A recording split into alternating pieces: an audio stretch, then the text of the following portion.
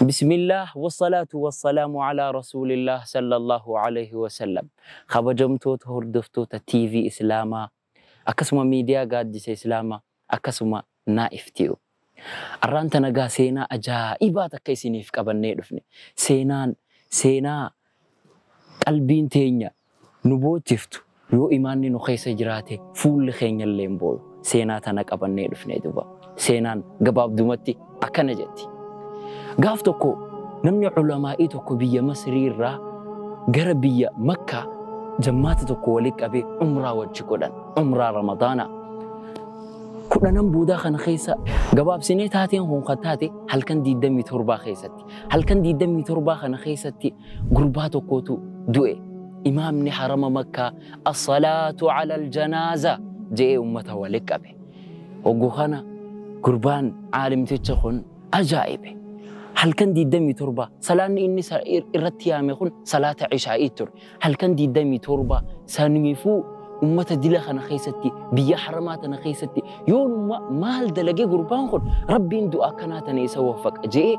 قلبي سا خيستي أجائب صفتي أكست دوبا صلاة خنا صلاتي وقوخنا يوتيكاتي حرمني قويا خنا خيستي نمني نفولو دنده نما مليون لما تقاشن نقع نما مليون تقاشن خيسا ربي سبحانه وتعالى نم تكتخنا فيلته غرفول إسا فولته نمني خون هندي أكنا ما تكتخنا الرسالة تقول سبحان الله أمري أجائبات دوبا شيء تشخونا كجو صلاتي تنقلجي غربك قبس مخينيا هقان قالوا أمته دو خواليك أبامي وروجين لفن خنا خواليك أبامي بوين الكجي سنو بوين سجبا مالتي أمري مالتو مدد أجائب صفات دوبا قوخنا غرباري فنتنا دو إسان غرتني غرباري فنتنا دو إسان غرتي جانين غرجي دوبا غربان زنبر أدير محمد تريبر أدير محمد خم أجائب صفاتي أدير محمد بر خا بيرا وجين لفن أدير محمد بيرا وجين لفن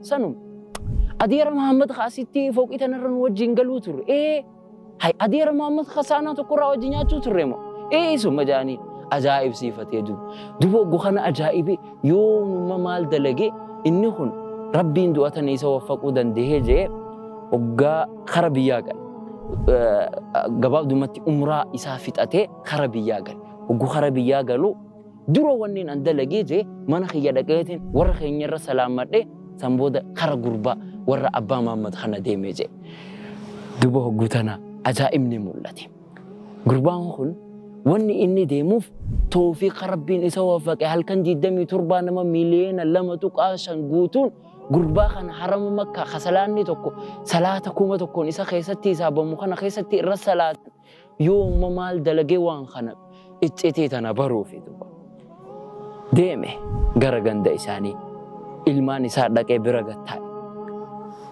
يا إلمان محمد مال دلقي أبان خيسان جي قافت أبان خيسان أصلا دوين دورا دلقا غاري عمل صالح جانسان مال دلقو تريجي إقافتي دوبا والله وانا أبان خيني دلقو تري دلقانا مان أدى وان قرية يعني هاي أكمتي دوبا دلقا أصو تقلين دلقين أكمتي وان خنا توفيق خنا ربي نساق ونمسيسو دندا أجائب صفتا هاي دوبا يو دلقا غارين إني دلقا عمل صالح جاني دلقا نمني نمر خوباتك نمني ربي خيسا شخصية الداخل نيفي خوباتي دلقوتك ودلقاني إني دلقيون جراتين دوبا وان أجائباتك واني إني دلقي هاي مالي جانين دوبا بكا خنا بكا سينا ديرتو تانا أتشرائي قلقا في النيف بكا خنا جرتي أجائبني دوبا جانين والله واني أجائبا واني إني دلقو سينا تانا خيستي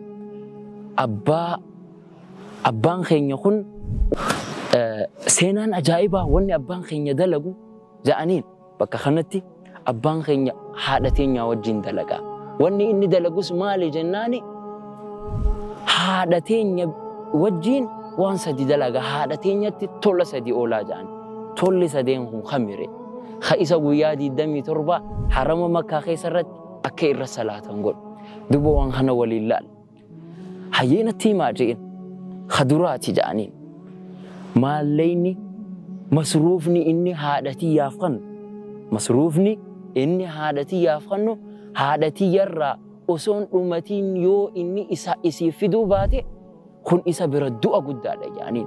Masruufni kun osoo haadha isaarraa masruufni kun osoon dhumin yoo haadha isaatti fiduu baate kun musiibaa isa guddooti jedhaniin. Kanaafuu haadha isaa bira dhaqee gaafata.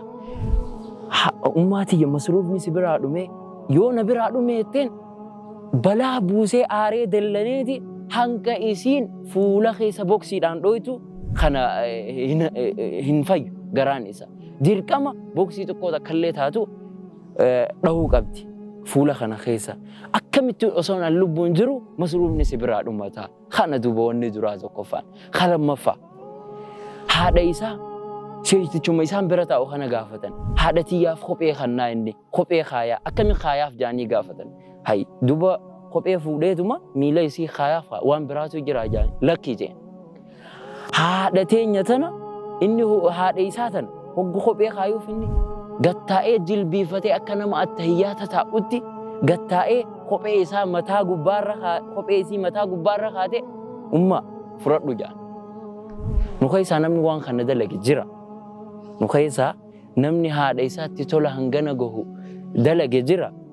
Subhaanallah. Kana dubu wanni lammaffaa wanni inni dalagu. Tasadaffaati. Tuntarraa dhumaati. Tana ta ajaa'ibaatis. Duba haadha isaa tana haati isaa tun waan itti gammaddu qabdi. Wanni haadha isaa tana gammachiisu maali? Guddaan tokko hoggaaniif re'een takka hoolaan qalamtu dhiiga re'ee fi hoolaarraa bu'u san arkuudha. Haadha isaa tana wanni gammachiisu. Duba kana keessatti inni wanni rabbiin ittiin jiruu isaa haatimaa godheef haati isaa tun dadhabduu turte. Booda kana umriin isii deemte. Dur gabbuuteeti hoggaa inni re'ee qalu mooraa keessatti laalti. Re'ee inni qalu tan. Ummaa gartee harke hayyee jee dura qala. Isii gabbaasee. Kana wanni gammachuu haadha isaa keessa naqu. Duba yeroo tana gammachuun haadha isaa tana keessa naquuf haati isaa tun dadhabdu gabbuu hin dandeessu. Fooqii sadaffaa gubbaa galti mana isaanii kana. Tanaafuu gabbuu hin dandeessu. Duba maal godhuu qaba?